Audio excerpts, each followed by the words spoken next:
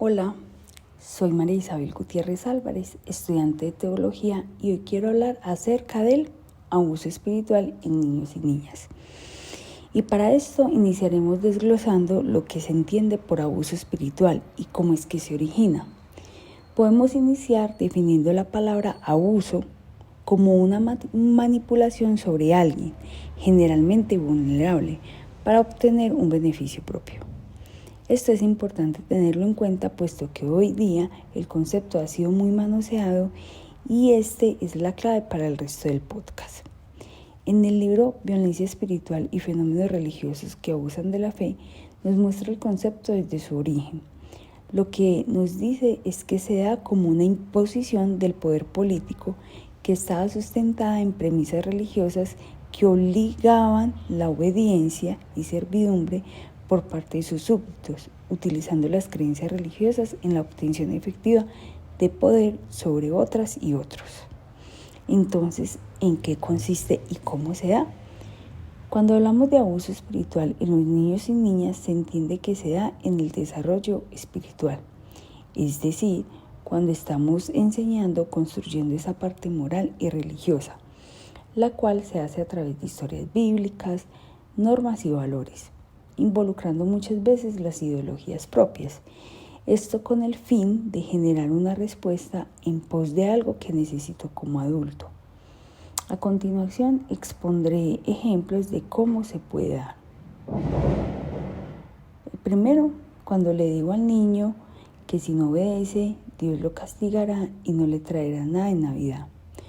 O cuando el niño o niña expone su punto de vista acerca de cómo ve a Dios, pero decido no preguntar sobre ello, sino que reacciono indicando que no es así, sino que es como se lo hemos mostrado o se lo he venido enseñando. Y esto lo que hace es que impide la construcción de su propio concepto acerca de lo divino. Hacer que el niño o la niña participe de rituales para adultos, por ejemplo, exhortaciones o sanaciones que posiblemente dentro del desarrollo del niño o niña no lo comprenderán. Un fenómeno muy interesante que se está dando hoy día es el niño predicador. Y es interesante porque se da por esa necesidad de obtención de reconocimiento como papá o mamá o cuidador, pero que al final impide precisamente esa construcción de lo divino en el niño, o muchas veces se hace por una imposición. Otro ejemplo es cuando utilizo pasajes bíblicos para maltratar físicamente al niño o niña. Y así encontraremos muchos casos. Es por eso que surge la pregunta, ¿por qué a los niños y niñas? Generalmente el abuso se da desde un rol superior a uno inferior. En este caso, los niños y las niñas aplican perfectamente, pues son completamente expuestos a lo que el adulto desea hacer con él. Los niños y las niñas cuentan con una incapacidad de defensa, y esto lo podemos ver desde la dimensión cultural, pero también física. Su inmadurez cerebral hará entonces que esa información que reciba haga bases para un futuro. Quisiera citar a Morgan, quien habla acerca del cerebro y la importancia de las primeras etapas del cerebro. El desarrollo del cerebro es un proceso complejo que se inicia en etapas tempranas y continúa varios años después del nacimiento. El seguimiento regular en el desarrollo evolutivo del niño facilitaría la detección precoz de signos de alarma. Estos pueden señalar alteraciones y déficits que pueden ocasionar la incapacidad o dependencia en ciertos aspectos de funcionamiento.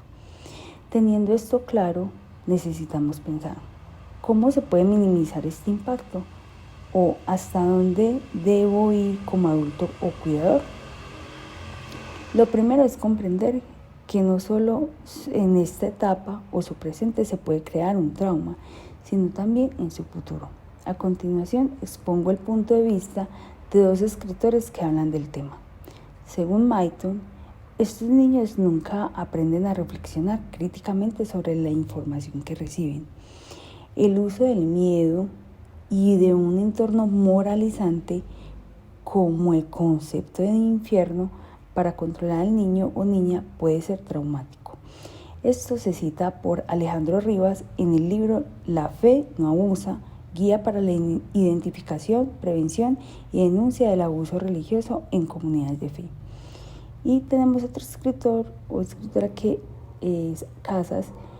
Ella es citada también en este mismo libro y nos lleva a pensar en dos posturas las cuales considera peligrosas para el infante y su futuro espiritual. Dos extremos son peligrosos.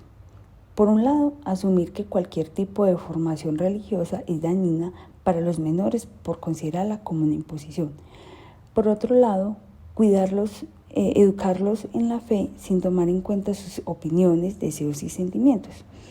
En ambos casos se subestima la autonomía y capacidad de los niños, niñas y adolescentes de ser partícipes y protagonistas de su propia formación religiosa, lo que puede tener consecuencias para la vida adulta. A lo que considero, aquí ya son mis palabras, a lo que considero que nosotros como adultos, sea padre, madre o cuidador, debemos ser más bien guías que direccionen de la mejor forma las ideas que vayan formando precisamente sobre la información que se les enseñe. Por lo que nos lleva a la conclusión que un día ese niño o niña será un adulto, quien seguramente será la guía para alguien más. Entonces debemos preguntarnos, ¿qué deja en la memoria de este infante?